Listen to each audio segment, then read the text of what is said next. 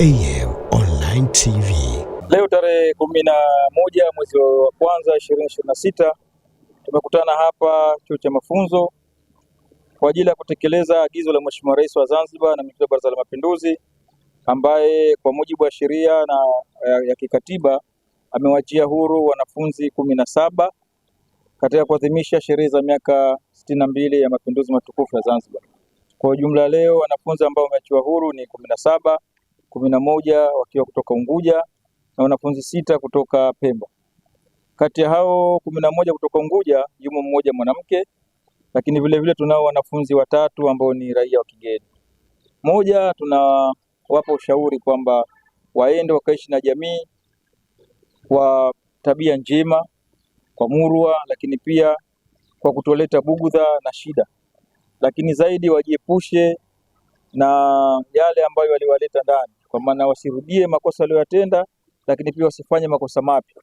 Lakini vile tuiase jamii au tuiombe jamii iwapokee, kwa sababu sasa hivi hawa si wahalifu tena, ni watu ambao wameshapata mafunzo ya kuishi na jamii, wameshapata uelewa, wameshakuwa watu wema kabisa. Kwa hiyo wasiwatenge na kuwatupa. Namshukuru Mwenyezi Mungu kunifikisha siku ya leo na kupata msamaha, na siku ya leo sitasahau katika maisha yangu, kwani naona kama nimezaliwa upya.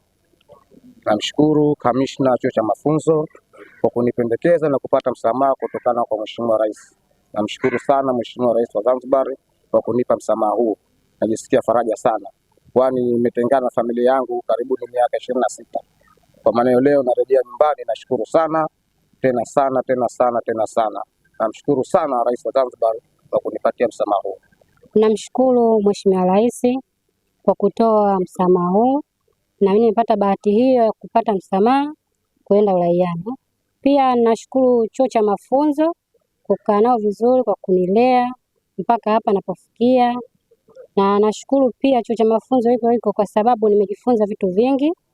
Nilikuwa sina fani yoyote, lakini nashukuru nimejifunza fani ya kushona, fani ya kufuma vikapu. Kwa hiyo nashukuru sana, na pia naomba jamii inipokee, maana nishakuwa raia mwema, nimejifunza.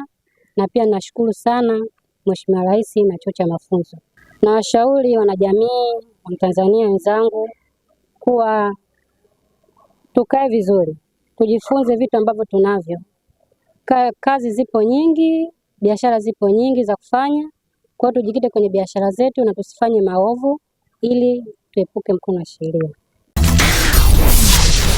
AM Online TV.